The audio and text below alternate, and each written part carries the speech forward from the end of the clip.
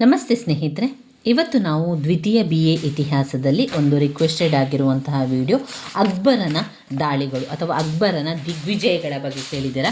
ಅವನು ಎಲ್ಲೆಲ್ಲ ಆಳ್ವಿಕೆಯನ್ನು ಮಾಡಿದ್ದಾನೆ ಅಥವಾ ಎಲ್ಲಿ ದಾಳಿಗಳನ್ನು ಮಾಡಿ ಆ ಒಂದು ಪ್ರದೇಶವನ್ನು ವಶಪಡಿಸಿಕೊಂಡಿರುವಂತಹ ಬಗ್ಗೆ, ಅಂದರೆ ಅಕ್ಬರನ ದಿಗ್ವಿಜಯದ ಬಗ್ಗೆ, ಸಾಮ್ರಾಜ್ಯ ಒಗ್ಗೂಡಿಸುವಿಕೆ ಅಂತ ಕೂಡ ಹೇಳ್ಬೋದು ಅಥವಾ ಅಕ್ಬರನ ದಾಳಿ ಅಂತ ಕೂಡ ಹೇಳ್ಬೋದು, ಅಕ್ಬರನ ದಿಗ್ವಿಜಯಗಳು ಕೂಡ ಆಗಿರ್ತದೆ. ಎಲ್ಲೆಲ್ಲ ಆಕ್ರಮಣ ಮಾಡಿ ಅವುಗಳನ್ನು ವಶಪಡಿಸಿಕೊಳ್ತಾನೆ, ಅಲ್ಲಿ ಆಡಳಿತವನ್ನು ಸ್ಥಾಪಿಸಿಕೊಳ್ಳುವಂಥದ್ದು. ಒಂದು, ಮಾಳ್ವಾ ಆಕ್ರಮಣ. 2, ಚುನಾರ್ ಕೋಟೆ ಮತ್ತು ಜೈಪುರ್ ಸೇರ್ಪಡೆ. ಇಲ್ಲೆಲ್ಲ ಅಕ್ಬರನು ದಾಳಿ ಮಾಡಿ ಯುದ್ಧವನ್ನು ಮಾಡಿ ಅಲ್ಲಿನ ರಾಜರನ್ನು ಸೋಲಿಸಿ ಅಲ್ಲಿನ ಒಂದು ಆಡಳಿತದ ಒಂದು ಸ್ಥಾಪನೆ ಮಾಡುವಂಥದ್ದು, ಅಕ್ಬರನು ಸ್ಥಾಪನೆ ಮಾಡುವಂಥದ್ದು. ಇದೆಲ್ಲ ಕೂಡ ಅವನು ದಾಳಿ ಮಾಡಿ ಅಲ್ಲಿನ ಸಾಮ್ರಾಜ್ಯವನ್ನು ಒಗ್ಗೂಡಿಸುವಿಕೆಯನ್ನು ಮಾಡಿರುವಂಥದ್ದು. ಒಂದು, ಮಾಳ್ವಾ ಆಕ್ರಮಣ. 2, ಚುನಾರ್ ಕೋಟೆ ಜೈಪುರ ಸೇರ್ಪಡೆ. ಚುನಾರ್ ಕೋಟೆ ಮತ್ತು ಜೈಪುರ ಸೇರ್ಪಡೆ. 3, ಗೊಂಡವನ ರಾಜ್ಯದ ಆಕ್ರಮಣ. 3, ಗೊಂಡವನ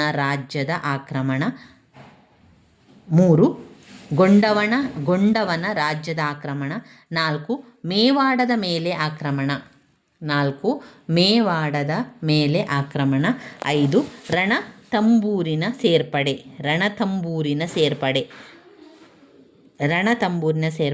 6, ಕಾಲಿಂಜರ್ ಕೋಟೆಯ ಮುತ್ತಿಗೆ. ಪಾಯಿಂಟ್ ನಂಬರ್ 7, ಜೋಧ್ಪುರ್ ಮತ್ತು ಬಿಕನೀರ್ಗಳ ಸೇರ್ಪಡೆ.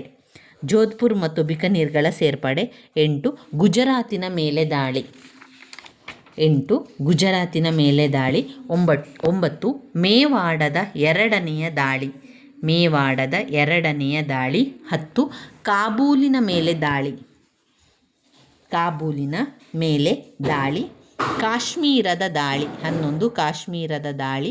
12, ಸಿಂಧ್ ಪ್ರಾಂತ್ಯದ ಮೇಲೆ ವಿಜಯ. 13, ಬಲೂಚಿಸ್ತಾನದ ದಾಳಿ. 14, ಕಾಂದಹಾರಿನ ಮೇಲೆ ದಾಳಿ. 15,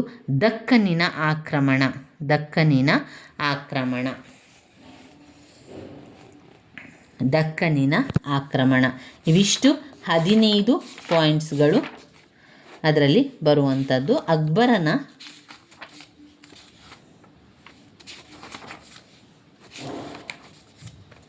ಅಕ್ಬರನ ಧಾರ್ಮಿಕ ನೀತಿಯನ್ನು ಕೂಡ ಓದ್ಕೊಳ್ಬೇಕು ನಾವು, ಅವನು ಯಾವ ರೀತಿಯ ಧಾರ್ಮಿಕ ನೀತಿಗಳನ್ನೆಲ್ಲ ಮಾಡಿದ್ದಾನೆ ಅಂತ. ಅದಾದ ಮೇಲೆ ಅಕ್ಬರನ ದಿಗ್ವಿಜಯಗಳನ್ನು ನೀವು ನೋಡ್ಕೊಳ್ಳಿ. ದಿಗ್ವಿಜಯ ಅಂತ ಹೇಳಿದರೆ ಅವನು ದಾಳಿಯನ್ನು ಮಾಡಿರುವಂಥದ್ದು, ಯಾವೆಲ್ಲ ಪ್ರದೇಶಗಳ ಮೇಲೆ ದಾಳಿಯನ್ನು ಮಾಡಿ ಆ ಪ್ರದೇಶವನ್ನು ವಶಪಡಿಸಿಕೊಂಡಿರುವಂಥದ್ದು ಅಥವಾ ಆ ಪ್ರದೇಶದ ಮೇಲೆ ಒಂದು ಆಡಳಿತ ಸುಸ್ಥಾಪಿತಗೊಂಡಿರುವಂಥದ್ದನ್ನು ಕಾಣ್ಬೋದು. ಮೊದಲನೆಯದಾಗಿ ಮಾಳ್ವಾ ಆಕ್ರಮಣವು ಮಾಳ್ವದ ಸುಲ್ತಾನ ಬಾಜ್ ಬಹದ್ದೂರನು ಆಳ್ವಿಕೆ ನಡೆಸ್ತಾ ಇದ್ದ. ಎಲ್ಲಿ? ಮಾಳ್ವದಲ್ಲಿ. ಮಾಳ್ವ ಎನ್ನುವಂತಹ ಜಾಗದಲ್ಲಿ ರಾಜನಾದಂತಹ ಬಾಜ್ ಬಹದ್ದೂರ್ ಎನ್ನುವಂತಹ ರಾಜ ಆಳ್ವಿಕೆಯನ್ನು ಮಾಡ್ತಾ ಇದ್ದ. ಈತನು ತನ್ನ ರಾಜ್ಯದ ಆಡಳಿತವನ್ನು ಏನು ಮಾಡಿದ? ನಿರ್ಲಕ್ಷಿಸಿದ. ತನ್ನ ಜೀವನವನ್ನು ಸುಮ್ಮನೆ ಒಂದು ಸಮಯವನ್ನೆಲ್ಲ ಹಾಳು ಮಾಡ್ತಾ ಇದ್ದ. ತನ್ನ ಜೀವನವನ್ನು ಎಲ್ಲವನ್ನು ಕೂಡ ಫ್ರೀಯಾಗಿ ಕಳೀತಾ ಇದ್ದ.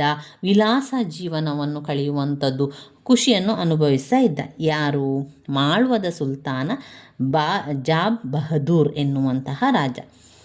ಬಾಜ್ ಬಹದ್ದೂರ್ ಎನ್ನುವಂಥ ಆಳ್ವಿಕೆಯನ್ನು ಮಾಡ್ತಾ ಇದ್ದದ್ದು. ತನ್ನ ಮಗನ ರಾಜ್ಯದ ಆಡಳಿತವನ್ನು ವಹಿಸಲಿಕ್ಕೆ ಬಂದ ನಂತರ ಅವನು ಅದನ್ನು ನಿರ್ಲಕ್ಷಿಸಿ ವಿಲಾಸ ಜೀವನವನ್ನು ನಡೆಸ್ತಾ ಇದ್ದ.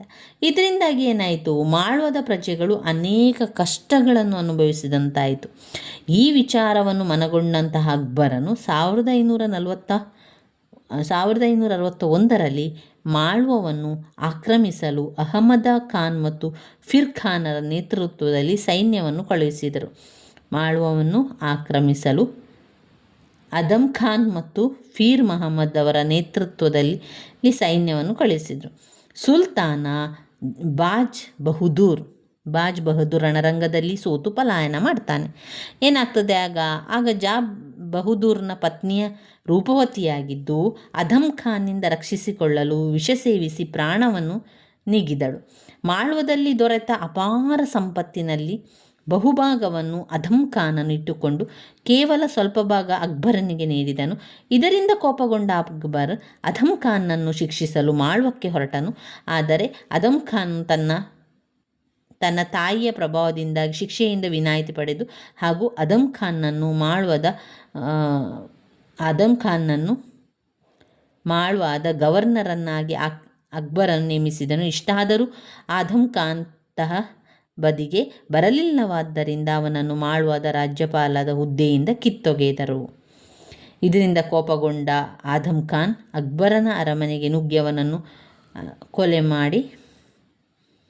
ಕೊಲೆ ಮಾಡಲು ಕೂಡ ಪ್ರಯತ್ನವನ್ನು ಮಾಡ್ತಾರೆ. ಈ ಘಟನೆಯಿಂದಾಗಿ ಕೋಪಗೊಂಡಂತಹ ಅಕ್ಬರನು 1564ರಲ್ಲಿ ಆದಮ್ ಖಾನ್ನನ್ನು ಮಹಡಿಯಿಂದ ಕೆಳಕ್ಕೆ ತಳ್ಳಿ ದಾರುಣ ದಂಡನೆಯನ್ನು ಗುರುತಿಸಿದನು. ಈ ಮೂಲಕ ಮಾಳ್ವದಲ್ಲಿನ ಅಕ್ಬರನ ಆಡಳಿತ ಸುಸ್ಥಾಪಿತಗೊಂಡಿತು. ಮಾಳ್ವದಲ್ಲಿ ಆಗಿರುವಂಥದ್ದು ಈ ರೀತಿಯಾಗಿ ಅಂತ ಹೇಳ್ತಾ ಇದ್ದಾರೆ. ಇನ್ನು ನೆಕ್ಸ್ಟ್ ಪಾಯಿಂಟ್, ಚುನಾರ್ ಕೋಟೆ ಮತ್ತು ಜೈಪುರ ಸೇರ್ಪಡೆ. ಚುನಾರ್ ಕೋಟೆ ಮತ್ತು ಜೈಪುರವನ್ನು ಕೂಡ ಗೆದ್ದುಕೊಂಡು ಅಲ್ಲಿ ಅವರ ಆಡಳಿತವನ್ನು ನಡೆಸುವಂಥದ್ದು. ಆಗ್ರಾ ಮತ್ತು ದೆಹಲಿಯನ್ನು ವಶಪಡಿಸಿಕೊಂಡ ಕೂಡಲೇ ಆಲಿ ಕುಲಿ ಖಾನನ ಮೂಲಕ ಜೌನ್ಪುರನ್ನು ವಶಪಡಿಸಿಕೊಂಡು ಅವನನ್ನು ಅಲ್ಲಿಯ ರಾಜ್ಯಪಾಲರನ್ನಾಗಿ ಮಾಡಿ ನಂತರ 1561ರಲ್ಲಿ ದಂಡನಾಯಕ ಅಶ್ರಫ್ ಖಾನನ್ನು ಕಳುಹಿಸಿ ಚುನಾರ್ ಕೋಟೆಯನ್ನು ವಶಪಡಿಸಿಕೊಂಡನು. ತದನಂತರ ಅಕ್ಬರನು ಅಜ್ಮೀರ್ನ ಶೇಖ್ ಮೊಯಿನುದ್ದೀನ್ ಚಿಸ್ತಿಯ ಸಮಾಧಿಯನ್ನು ಸಂಪರ್ಕಿಸಲು ಜೈಪುರ ಮಾರ್ಗವಾಗಿ ಕ್ರಿಸ್ತಶಕ 1542ರ ಜನವರಿಯಲ್ಲಿ ಅಜ್ಮೀರ್ಗೆ ತೆರಳಿ ಅಲ್ಲಿ ಗೋರಿಯನ್ನು ಸಂದರ್ಶಿಸಿ ಹಿಂದಿರುಗಿ ಬರುತ್ತಿದ್ದಾಗ ಏನಾಯಿತು, ಅಂಬರದ ಜೈಪುರದ ದೊರೆ ರಾಜ ಬಿಹಾರಿ ಮಲ್ಲನು ಅಕ್ಬರನನ್ನು ಭೇಟಿ ಮಾಡಲು ಸಾರ್ವಭೌಮವನ್ನು ಅಂಗೀಕರಿಸಿ ಅವನ ಸಾಮಂತನಾಗಿರುವುದಕ್ಕೆ ಒಪ್ಪಿದುದಲ್ಲದೆ ತನ್ನ ಮಗಳನ್ನು ಅವಳಿಗೆ ವಿವಾಹ ಮಾಡಿಕೊಟ್ಟನು. ಈ ರಾಜಪುತ್ರಿಯ ಮುಂದೆ ಜಹಾಂಗೀರನ ತಾಯಿಯಾದವಳು ಈ ಮದುವೆಯಿಂದ ದೆಹಲಿ ಮತ್ತು ಜೈಪುರ ರಾಜವಂಶಗಳ ಬಾಂಧವ್ಯಕ್ಕೆ ನಾಂದಿ ಆಯಿತು. ಅಕ್ಬರನು ಬಿಹಾರಿ ಮಲ್ಲನ ದತ್ತುಪುತ್ರ ಭಗವಾನ್ ದಾಸ್ ಮತ್ತು ಮೊಮ್ಮಗ ಮಾನ್ಸಿಂಗ್ನನ್ನು ತನ್ನ ಸಾಮ್ರಾಜ್ಯದ ಸೇವೆಗೆ ಸೇರಿಸಿಕೊಂಡು ಅವನನ್ನು 5,000 ಮನ್ಸಬ್ದಾರರನ್ನಾಗಿ ನಿಯುಕ್ತಿ ಕೂಡ ಗೊಳಿಸ್ತಾರೆ. ಇನ್ನು ಆಕ್ರಮಣ ಮಾಡಿರುವಂಥದ್ದು, ದಿಗ್ವಿಜಯ ಪಡೆದಿರುವಂಥದ್ದು ಗೊಂಡವನ ರಾಜ್ಯದ ಆಕ್ರಮಣವನ್ನು ಮಾಡಿ ನಂತರ ನಮಗೆ ಅಲ್ಲಿ ಕೂಡ ಅವರಿಗೆ ಒಂದು ರೀತಿಯ ಗೆಲುವು ಸಿಗುವಂಥದ್ದು.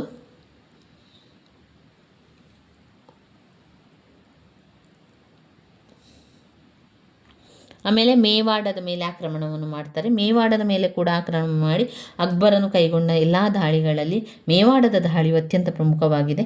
ಮೇವಾಡದ ಬಹುಕಾಲದಿಂದಲೂ ರಜಪೂತ ರಾಜ್ಯಗಳಲ್ಲಿ ಬಲಿಷ್ಠ ಮತ್ತು ಶ್ರೀಮಂತ ರಾಜ್ಯವಾಗಿತ್ತು. ಮೇವಾಡದ ರಾಜಧಾನಿ ಚಿತ್ತೂರು ಆಗಿತ್ತು. ಈ ಚಿತ್ತೂರಿನ ರಾಜ ರಾಣಾ ಉದಯ್ ಸಿಂಗ್ನನ್ನು ಮಾಳ್ವಾದ ದೊರೆ ಜಾಬ್ ಬಹದ್ದೂರನಿಗೆ ಆಶ್ರಯವಿದ್ದಿತಲ್ಲದೆ ಆದ್ದರಿಂದ ಇತರರ ಮೇಲೆ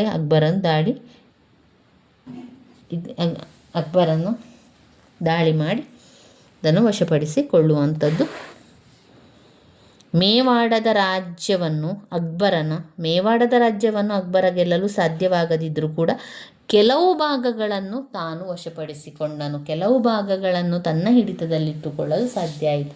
ಸಂಪೂರ್ಣ ಮೇವಾಡವನ್ನು ಗೆಲ್ಲಲು ಸಾಧ್ಯ ಇರಲಿಲ್ಲ. ಇನ್ನು ರಣತಂಬೂರಿನ ಸೇರ್ಪಡೆ. ರಾಜ ಸುನ್ರಾಜ್ ಎಂಬವನ ವಶದಲ್ಲಿ ರಣತಂಬೂರಿ ಕೋಟೆ. ಮಾರ್ಚಿನಲ್ಲಿ ಅಕ್ಬರನು ರಣತಂಬೂರಿಯನ್ನು ಆಕ್ರಮಿಸಿದನು. ಕೋಟೆಯನ್ನು ಗೆದ್ದುಕೊಳ್ಳಲು ಮೊಘಲರು ಮದ್ದುಗುಂಡುಗಳನ್ನು ವಿಶೇಷವಾಗಿ ದಾಳಿ ಬೆಳೆಸಿದರು.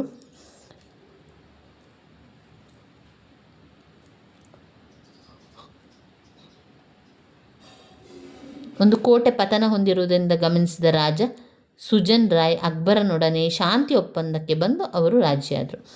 ಕಾಲಿಂಜರ್ ಕೋಟೆಯ ಮುತ್ತಿಗೆ. ಮೇವಾಡದ ವಿಜಯದಿಂದ ಅಕ್ಬರನ ಕೀರ್ತಿ ಪ್ರತಿಷ್ಠೆ ಹೆಚ್ಚಿ ಮುಂದಿನ ದಂಡಯಾತ್ರೆಗಳನ್ನು ಮುಂದುವರಿಸಲು ಸ್ಫೂರ್ತಿಯನ್ನು ನೀಡಿದೆ. ಕಾಲಿಂಜರದ ಭದ್ರಕೋಟೆಯನ್ನು ದೆಹಲಿಯ ಕೆಲವು ಸುಲ್ತಾನರು ಗೆದ್ದುಕೊಂಡಿದ್ದರು. ಅಕ್ಬರನು ಸಿಂಹಾಸನಕ್ಕೆ ಬರುವ ಪೂರ್ವದಲ್ಲಿ ಅದು ಸ್ವತಂತ್ರವಾಗಿತ್ತು.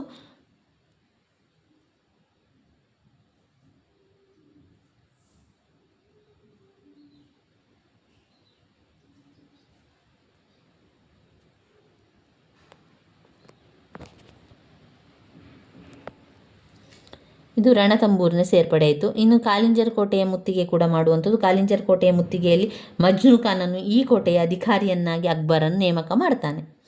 ಮೇವಾಡದ ವಿಜಯದಿಂದ ಅಕ್ಬರನ ಕೀರ್ತಿ, ಅಕ್ಬರನ ಪ್ರತಿಷ್ಠೆ ಎಲ್ಲ ಕೂಡ ಹೆಚ್ಚಿ ಮುಂದಿನ ದಂಡಯಾತ್ರೆಯನ್ನು ಮುಂದುವರಿಸುವಲ್ಲಿ ಸ್ಫೂರ್ತಿಯನ್ನು ಕೂಡ ನೀಡುತ್ತದೆ. ಅಲ್ಲಿ ಕಾಲಿಂಜರದ ಭದ್ರಕೋಟೆಯನ್ನು ದೆಹಲಿಯ ಕೆಲವು ಸುಲ್ತಾನು ಗೆದ್ದುಕೊಂಡಿದ್ದರು. ಅಕ್ಬರನು ಸಿಂಹಾಸನಕ್ಕೆ ಬರುವ ಪೂರ್ವದಲ್ಲಿ ಅದು ಸ್ವತಂತ್ರವಾಗಿತ್ತು. ಆಮೇಲೆ ಜೋಧ್ಪುರ್ ಮತ್ತು ಬಿಕ್ನೀರ್ಗಳ ಸೇರ್ಪಡೆಯಾಯಿತು. ಅಲ್ಲಿ ಕೂಡ ದಾಳಿ ಮಾಡಿ ಅಲ್ಲಿ ಸೇರ್ಪಡೆಯನ್ನು ಮಾಡ್ತಾನೆ. ಆಮೇಲೆ ಗುಜರಾತ್ನ ಮೇಲೆ ದಾಳಿಯನ್ನು ಮಾಡಿ ಗುಜರಾತ್ನ ವಶಪಡಿಸಿಕೊಳ್ಳುವಂಥದ್ದನ್ನು ಕೂಡ ನಾವು ಕಾಣ್ಬೋದು. ಅದರಲ್ಲಿರುವಂಥ ವಿಚಾರಗಳನ್ನು ಸ್ವಲ್ಪ ನೋಡಿಕೊಂಡು ಅದನ್ನೇ ನೀವು ವಿವರಿಸ್ತಾ ಹೋಗಿ. ಮೇವಾಡದ 2ನೆಯ ದಾಳಿ, ಕಾಬೂಲ್ನ ಮೇಲೆ ದಾಳಿ, ಕಾಶ್ಮೀರದ ದಾಳಿ, ಸಿಂಧೂ ಪ್ರಾಂತ್ಯದ ಮೇಲೆ ವಿಜಯ, ಇದೆಲ್ಲ ಕೂಡ ದಾಳಿಯನ್ನು ಮಾಡುವಂಥದ್ದು, ಅಲ್ಲಿ ಯುದ್ಧಗಳನ್ನು ಮಾಡುವಂಥದ್ದು. ಅಕ್ಬರನು ಹೋಗಿ ತನ್ನ ಸೈನಿಕವನ್ನು ಪಡೆದುಕೊಂಡು ಹೋಗಿ ಅಲ್ಲಿ ಹೋಗಿ ಸೈನಿಕರ ದಾಳಿಯನ್ನು ಮಾಡುವಂಥದ್ದು ಮತ್ತು ಆಯಾ ಪ್ರದೇಶಗಳನ್ನು ವಶಪಡಿಸಿಕೊಳ್ಳುವಂಥದ್ದನ್ನು ಕೂಡ ಕಾಣ್ಬೋದು. ಸಿಂಧ್ ಪ್ರಾಂತ್ಯದ ಮೇಲೆ ವಿಜಯ.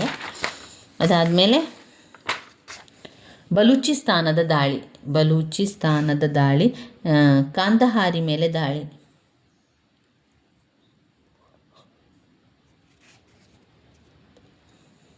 ಕಾಂದಹಾರಿನ ಮೇಲೆ ದಾಳಿ, ದಕ್ಕನಿನ ಒಂದು ಆಕ್ರಮಣ. ಅವಿಷ್ಟು ನಾವು ಅಕ್ಬರನ ದಾಳಿ, ಅಕ್ಬರನು ಮಾಡಿದಂಥ ಆಡಳಿತ ಸ್ಥಾಪನೆ ಮತ್ತು ಒಂದು ದಿಗ್ವಿಜಯ ಅಂತಲೇ ಹೇಳ್ಬೋದು. ಇಲ್ಲೆಲ್ಲ ಹೋರಾಟವನ್ನು ಮಾಡಿ ಜಯಗಳಿಸಿರುವಂಥದ್ದು ಅದೆಲ್ಲ ಕೂಡ ಅದರಲ್ಲಿ ಬರುವಂಥದ್ದು. ಇದು ನಾವು ಬ್ಲಾಕ್ 1ರಲ್ಲಿ ಇರುವಂಥ ಪ್ರಶ್ನೆ. ಅಕ್ಬರನ ದಾಳಿ, ಅವನ ಒಗ್ಗೂಡಿಸುವಿಕೆ, ಅವನ ಧಾರ್ಮಿಕ ನೀತಿ, ಇದೆಲ್ಲವನ್ನು ಕೂಡ ಸ್ವಲ್ಪ ನೋಡ್ಕೊಳ್ಬೇಕಾಗ್ತದೆ ಸ್ನೇಹಿತರೆ.